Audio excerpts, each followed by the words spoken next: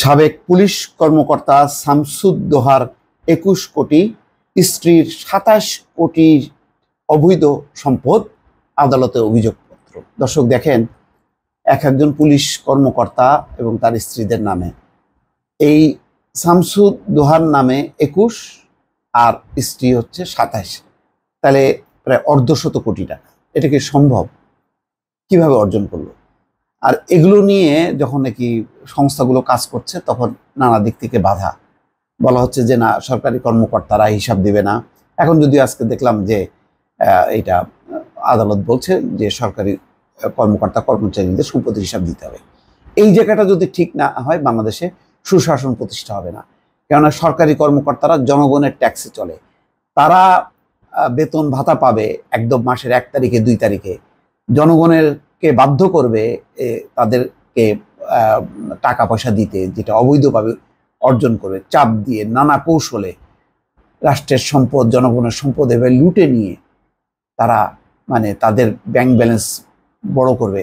অথচ সাধারণ ব্যবসায়ীরা ব্যবসা বাণিজ্য করেও এই পরিমাণ সম্পদের মালিক হতে পারে না।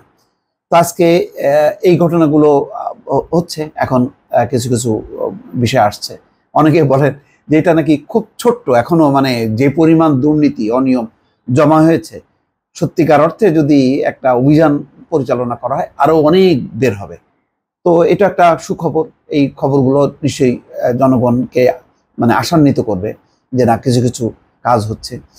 জ্ঞাত আয় বহির্ভূত সম্পদ অর্জনের মামলায় পুলিশের সাবেক অতিরিক্ত মহাপরিদর্শক শামসুদ্দোহা খন্দকার ও তার স্ত্রী ফেরদৌসী সুলতানা খন্দকারের বিরুদ্ধে আদালতে অভিযোগপত্র জমা দিয়েছে দুদক।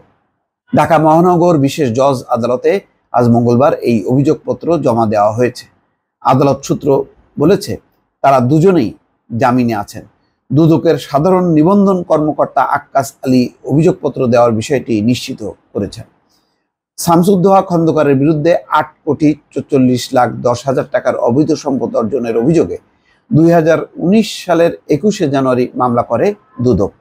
মামলাটি তদন্ত করে দুদকের সহকারী পরিচালক খোরশেদ আলম আজ আদালতে অভিযোগপত্র জমা দেন।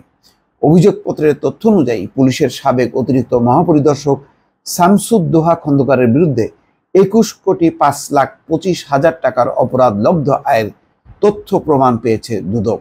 অভিযোগপত্রে শামসুদ্দোহা খন্দকারের বিরুদ্ধে ২,87,৩,৩৮৩ কোটি টাকার তথ্য গোপনের অভিযোগ আনা হয়। এছাড়া অতিরিক্ত মহাপরিদর্শক শামসুদ্দোহা খন্দকারের স্ত্রী ফেরদৌসী সুলতানা খন্দকারের বিরুদ্ধে ২৭,৪৮,৮২,৪৯১ টাকার জ্ঞাত আয় বহির্ভূত সম্পদ অর্জনের প্রমাণ পেয়েছে দুদক। অভিযোগপত্রে বলা হয়, আসামি ফেরদৌসী সুলতানা গৃহিণী, তার আয়ের কোনো উৎস নেই। শামসুদ্দোহা খন্দকার ২০১১ সালের ১১ অক্টোবর বিআইডব্লিউটি এর চেয়ারম্যান পদে দায়িত্ব নেন। দায়িত্ব পালনের সময় তার বিরুদ্ধে সীমাহীন অনিয়ম, দুর্নীতি ও স্বেচ্ছাচারিতার অভিযোগ ওঠে। এর প্রেক্ষিতে ২০১৫ সালের ফেব্রুয়ারিতে তাকে সরিয়ে দেওয়া হয়।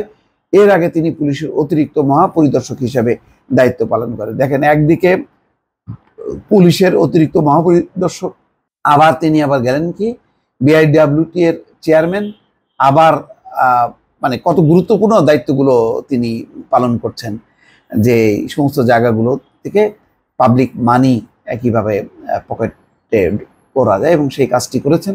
এখন দেখা যাক এই তদন্ত কার্যক্রম এবং বিচারটা কিভাবে এগোয়। দর্শক ভালো থাকবেন, আল্লাহ হাফেজ।